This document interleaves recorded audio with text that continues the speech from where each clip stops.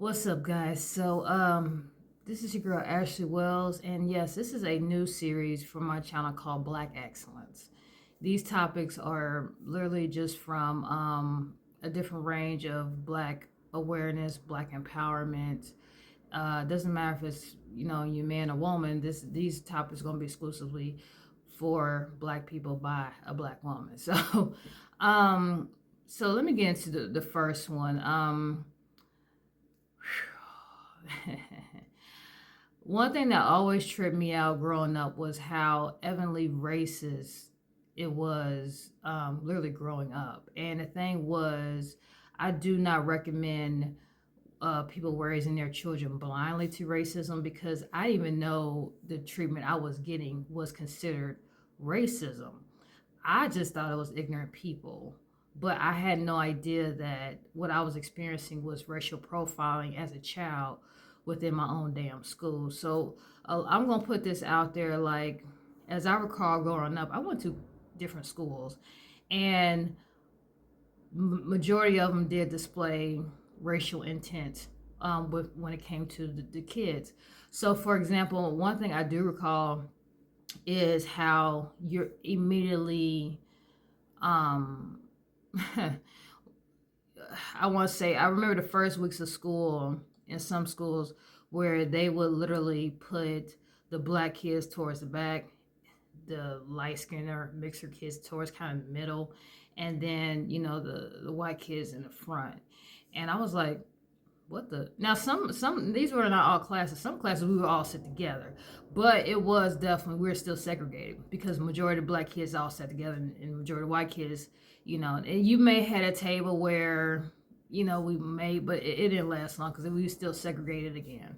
So that was one thing. And then the other thing I witnessed was schools did not give us enough recognition versus our counterparts. So, like, we will have these little award ceremonies. I do not listen. I don't have kids. I haven't been to school obviously in many years.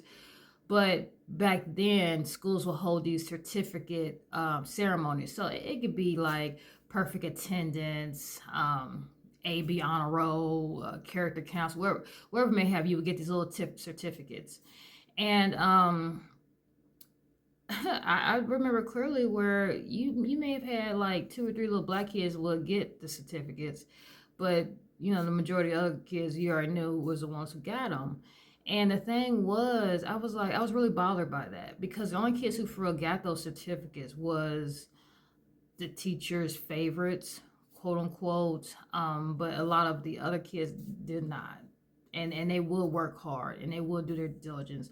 And then the other thing I remember in school was because my teachers kept putting me in the back seat, like putting a lot of us in the very back, I kept squinting to see the board.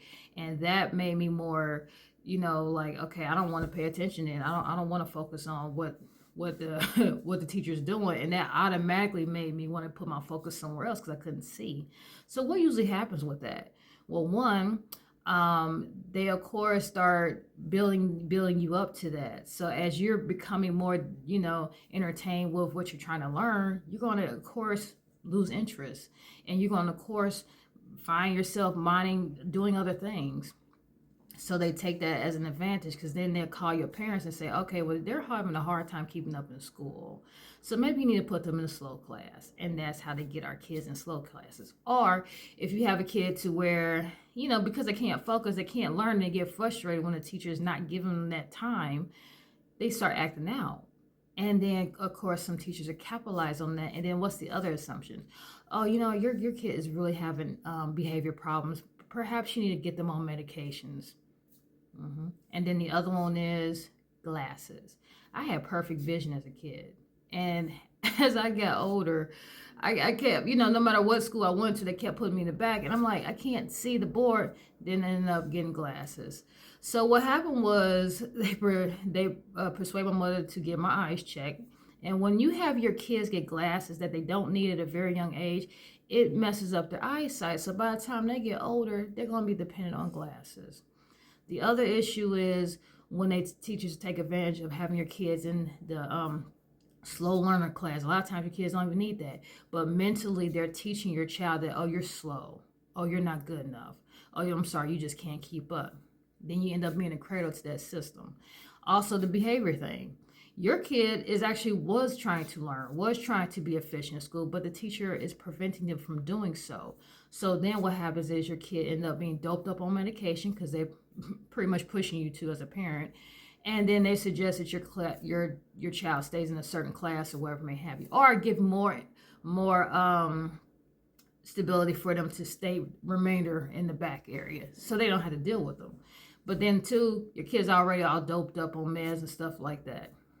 So guys, I always tell anybody who got kids, be very vigilant of your child, because that's another thing they take advantage, that a lot of us do not be very heavily involved with our children's education. They take advantage of that. My mother, she wasn't very involved like she should have been.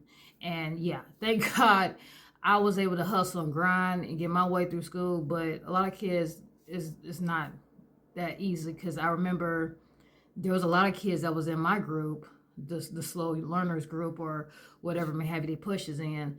Those kids did not, because they became a cradle to that system. So yeah, with this message, guys, I'm going to put this out there: be very vigilant when it comes to your children with these schools. And I know a lot of parents have to work during those shifts, or you know, I don't care what you got to do, you make sure you're involved with your children's education, and also take advantage of the education. And I'm not talking about just putting them in sports. I'm also talking about getting them early on, getting them some trade experience or some college. I don't care. Like get your kids involved in some good programs that can help boost their careers, because these schools strategically do try to hold our children back. Remember that and acknowledge that.